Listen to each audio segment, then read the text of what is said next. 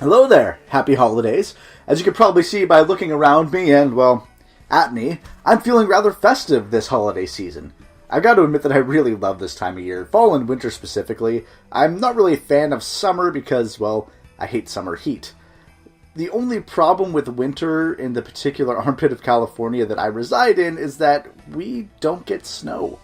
In fact, if I'm recalling correctly, the last time I saw this stuff was 10 years ago, at least. Anyway, the point is, it just doesn't really feel like the holiday season without it. And since I can't see the stuff for real, I decided why not check out a virtual landscape that's covered in it. The obvious choice is the Elder Scrolls V Skyrim, especially since the HD remaster just came out, but unfortunately I really haven't had the time to sink my teeth into it like I'd like to, especially not enough for a proper review. So I combed through my Steam library and remembered that I actually purchased I Am Setsuna earlier this year. And it just felt so perfect. For starters, it has a snowy landscape for the entirety of the game. It's a huge part of the plot, actually. But on top of that, it reminded me of Christmas past. All throughout my childhood, I was always asking for the latest RPG, whether it be a Final Fantasy, a Star Ocean, a couple Tales games here and there. And it just felt right to go back to my roots this time of year and play something so reminiscent of those games I used to love as a child. That being said, that's arguably one of the biggest problems with I Am Setsuna. A lot of people feel that it's too derivative, which is something we'll be taking a look at as we go along.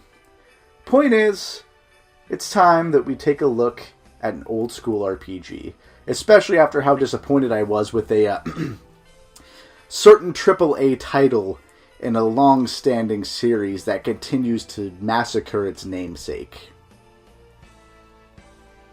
A particular 15th entry. That video will be coming as soon as possible next year. I really wanted to push for it as a New Year's Eve title, or review, excuse me, but that is just not going to happen. What started as a, obviously, rather negative review from my perspective, as you can probably tell from this, it got bloated into about an hour-long script. It can easily be my longest video to date if I can't figure out how to cut it down, so it's going to take a while. Anyway, without further ado, let's try and keep it positive this holiday season by taking a look at I Am Setsuna.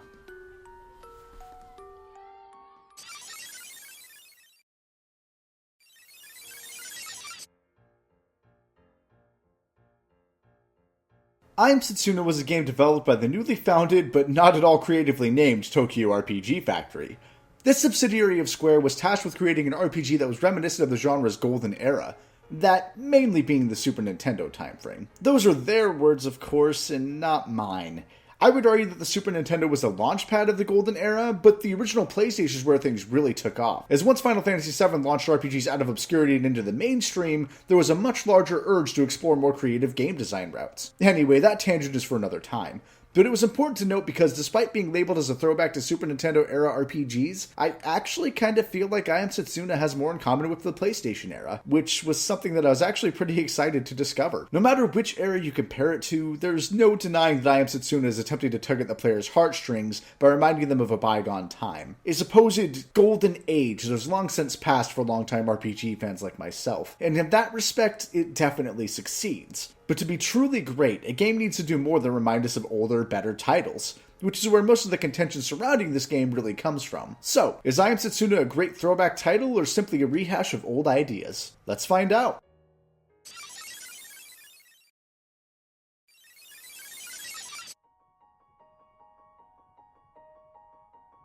As usual, let's start with the most obvious part of the game's design by discussing the presentation. My most important tip for getting full enjoyment out of I Am Setsuna is to turn off the voices in the menu before you even start playing. You see, the game doesn't have voice acting for the majority of the story, but it does contain battle grunts and sayings in Japanese.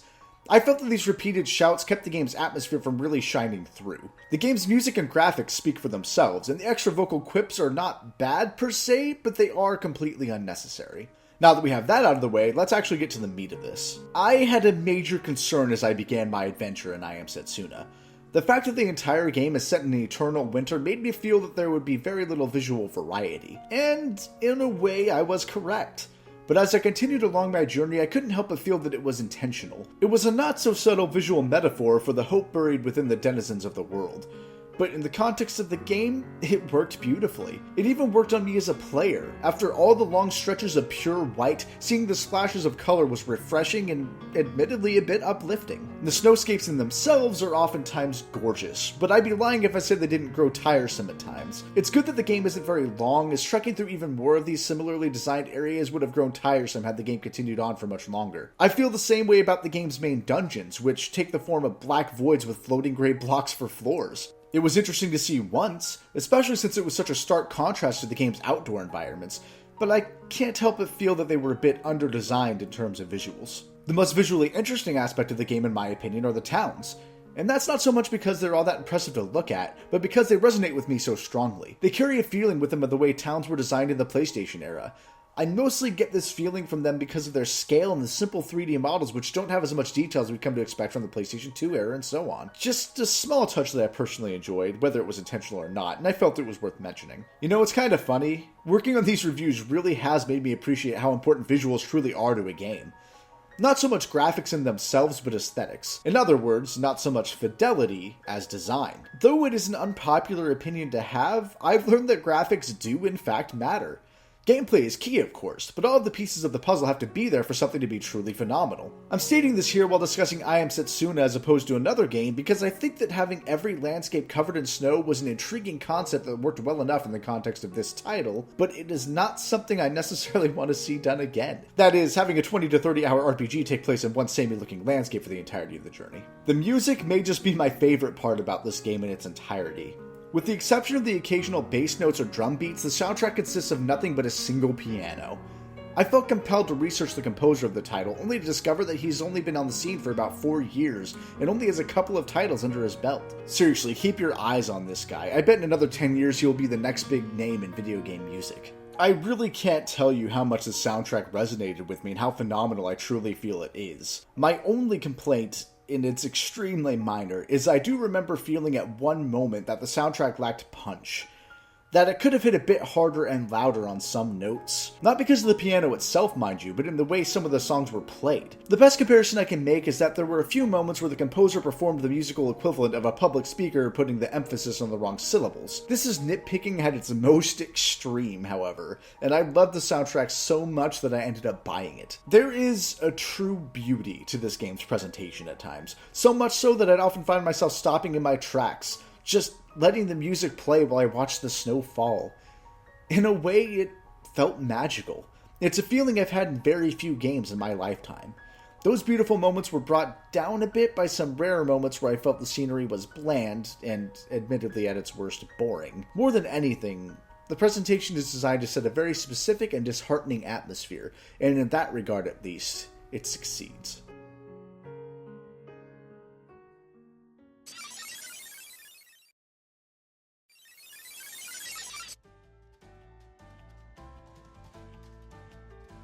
What's this?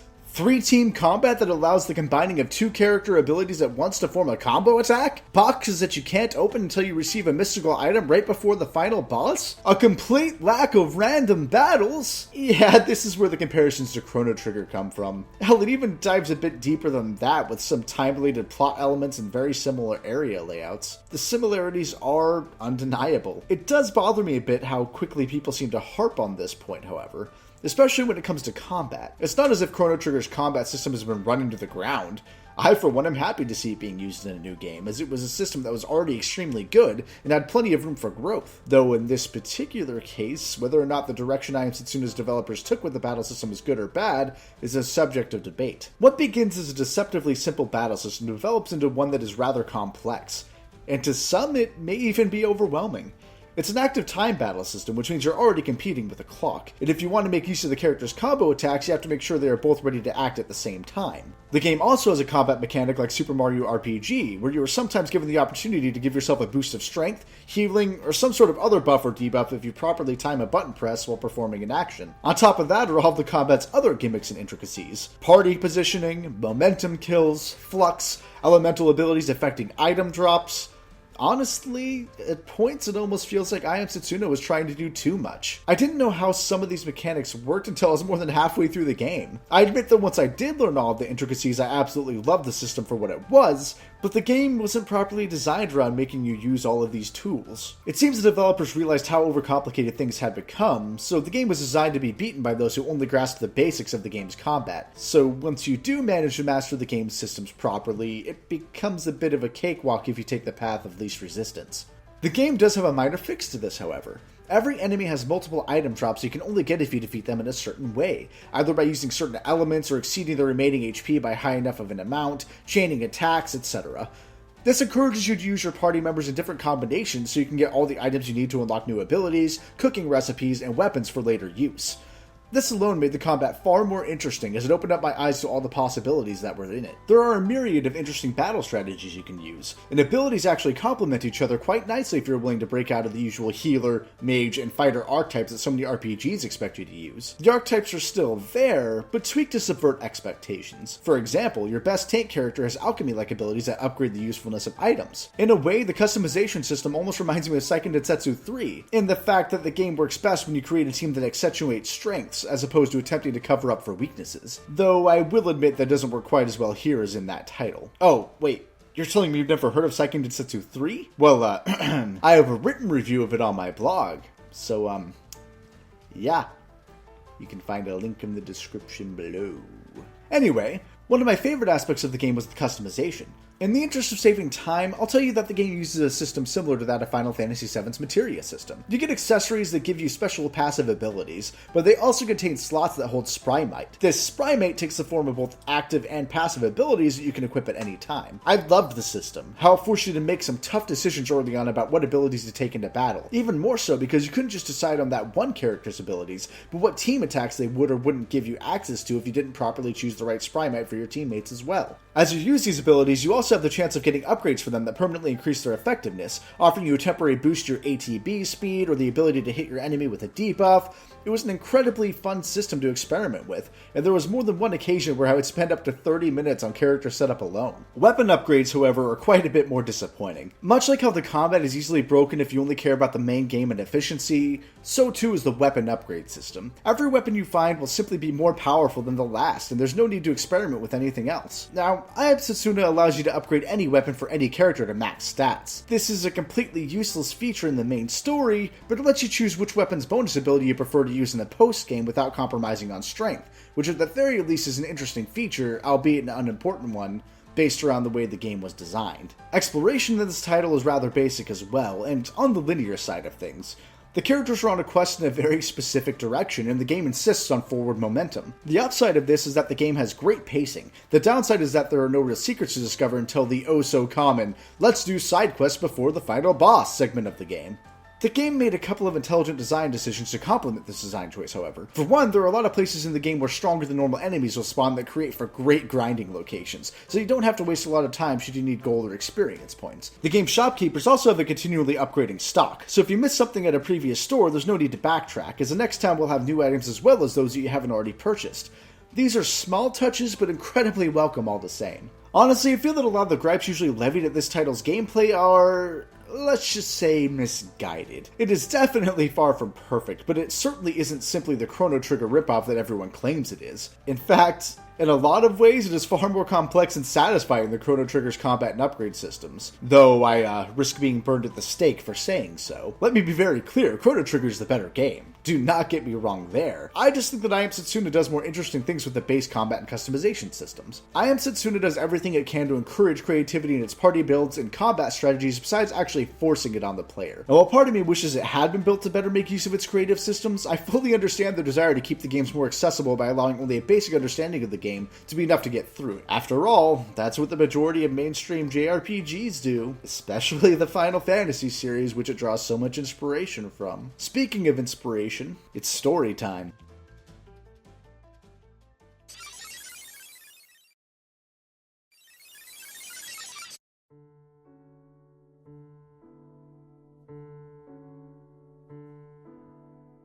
First things first, let's get a nagging personal grievance out of the way.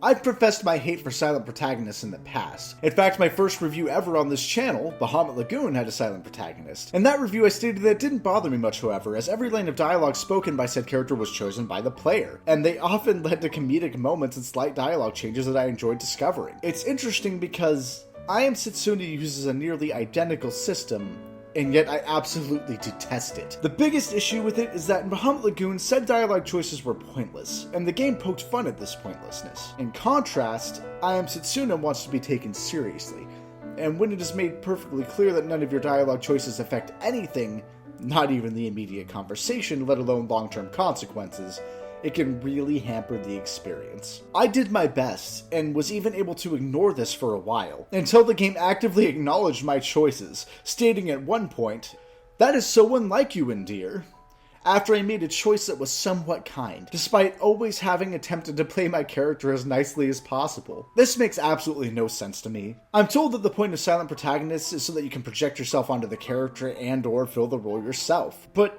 how am I supposed to project onto a character whom is supposed to have a preset personality? Either write your own character, or let me play my character. Seriously, game devs, can we please just stop with this whole wishy-washy, non-committal design philosophy?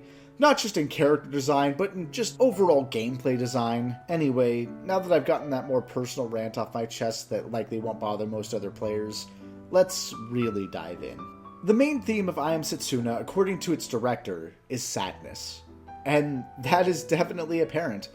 The soundtrack is the main avenue by which the theme is conveyed, but the cold and desolate landscapes certainly help. But we are here to talk about the story, which is obviously meant to put the same theme forward. There were a couple of moments that actually struck me pretty hard, though those moments usually came from character side stories, not from the main plot itself. In this regard, I Am Setsuna is actually at its best in storytelling when it's being subtle, which unfortunately isn't a frequent enough occurrence to make it stand out as a masterpiece in its genre. If I'm being blunt, the regrettable truth is that I Am Setsuna's greatest pitfall in terms of its storytelling is its predictability. Now, this is an interesting topic to breach, because the game was marketed as a throwback to old-school RPGs, which raises the question as to whether or not the predictability was an intentional design decision. Was the game meant to reflect on nostalgia not just in terms of gameplay, but in terms of story as well? Even more interesting than that to me is the question of whether or not this should be deemed acceptable regardless. Is it laziness or an homage? This is a topic that I feel would make for an incredibly interesting video down the line, but because I'm short on time as it is, I'll get straight to the point. With I Am Setsuna, it's incredibly hard to tell whether it was purposeful or not. I'm going to make the breakdown of I Am Setsuna's plot as simple as possible. It's Final Fantasy X. That's it. Well, I mean, some would argue Tales of Symphonia, but if you've played either title, this is the same plot, nearly beat for beat. You play as Endear, a mercenary for hire who is forced to help a sacrifice complete a pilgrimage to her inevitable death so they can stop the evil power from destroying the world. Yeah, pretty familiar stuff, guys. They may as well have called the girl Setsuna. Ha! Get it? Yeah. Anyway, that's not the only similar character either. Even the characters that aren't directly torn from those particular games still feel extremely generic archetypes. I have very little to say about the game's overarching story, though I do want to touch on the game's ending. This would normally be considered a spoiler, but you know how the game is going to end within the first hour. It's part of the plot. This does mean that your enjoyment of the game is going to be dependent on your tolerance of cliches, and whether or not the adage, "it's about the journey, not the destination," holds true for you. The journey is fine. Just fine. It's not horrendous, but certainly not spectacular either. That being said, the ending did have an impact on me, despite it being preordained. So, here we go. I find it incredibly fitting that the game ends the way it does, with the death of Setsuna. The game blatantly states that she is to die, and while most games would string you along until the last possible moment only to say, "Haha, just kidding, happy endings all around," I Am Setsuna actually sticks to its guns. There's no happy ending here. Setsuna dies at the hand of Endear to save the world, and Endear is left to wander the world alone. It was simple and poignant, just a perfect ending to the story being told. Furthermore, I was able to extrapolate my own interpretation from the game's ending. A personal one that I doubt was intended, but I still felt the need to share. I Am Setsuna's ending felt very much to me like it was an attempt to reflect on the genre itself. Or more specifically, the death of the classic JRPG. Just like Setsuna's death, we all knew it was coming. We all hoped it wouldn't, and someone or something would stop the inevitable from occurring, but it didn't. And it won't. JRPGs, at least in the AAA mainstream market, are no longer what they once were, and we will likely never see a big-budget AAA turn-based RPG on the scale of the Golden Era ever again. I don't know. Maybe it's just the recent launch of Final Fantasy XV and my disappointment in it, while the rest of the world seems to be relishing in its supposed greatness, despite its glaringly painful and obvious flaws. But I Am Setsuna really hit me hard with this parallel. All good things must come to an end. Yes, this is just a discussion of a video game, but it truly made me reflect on how some things are just inevitable. Perhaps this game succeeded with the theme of sadness more than I thought, huh? Sorry for getting personal there. I hope I didn't make things too depressing. Let's get back on track. In summation, I Am Setsuna's story is, well, frankly, it's derivative. The only thing that really sets this game apart is its heavy focus on the theme of sadness, and honestly, I feel like the developers should have taken it further than they did. I'd be lying if I said that I wasn't a bit disappointed by the plot's lack of creativity, but the game was well paced enough and the story competently told enough that I was willing to sit through the familiar story once more. It almost felt like a different recanting of a tale passed down for generations, which, once again, leads me back to the question of whether or not it was intentional. I'm sure a lot of people won't be able to get past the fact that the game's plot is almost identical to the ones I mentioned earlier, and honestly, I can't blame them for that. I have no solid defense against that complaint, and honestly, I agree with the argument. It's just a strange case where I was personally able to look past that anyway.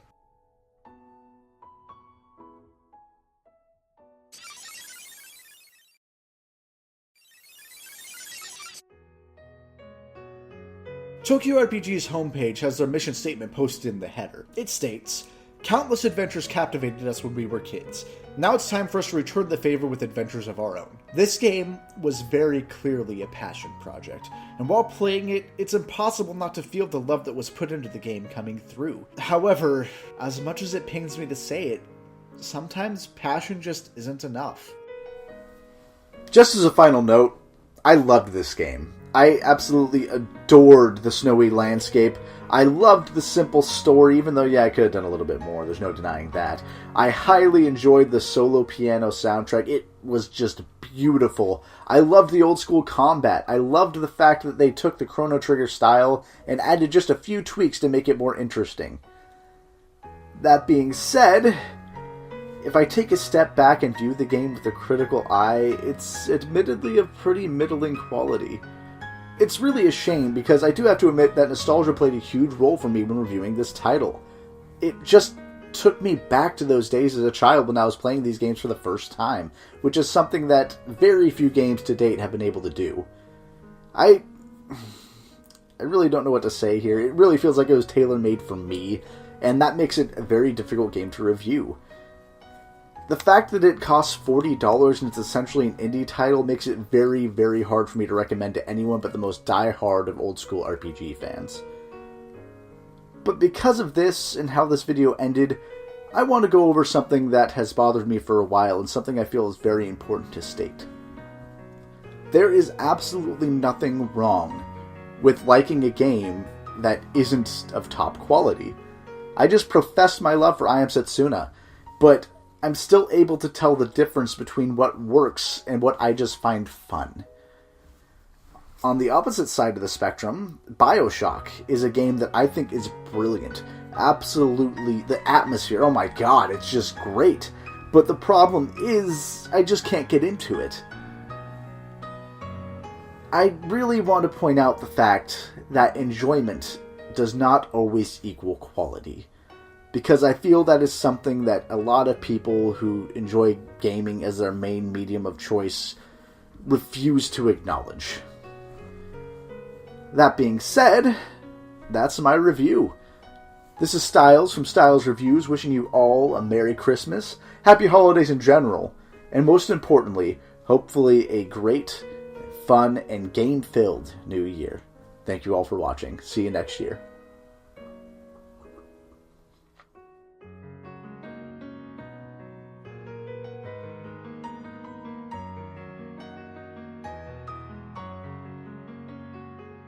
If you guys enjoyed the video, maybe you want to check out one of my other videos that I have floating around the screen right now. It's always greatly appreciated. Not to mention commenting, liking, and subscribing. I love to hear from you guys. It just makes my day. The vote for review is going to be tallied very, very soon, and I have so many exciting things planned for next year. Thank you guys all so much for making this a great first year on YouTube for me. I can't wait to get started next year. That's pretty much it. Have a good day.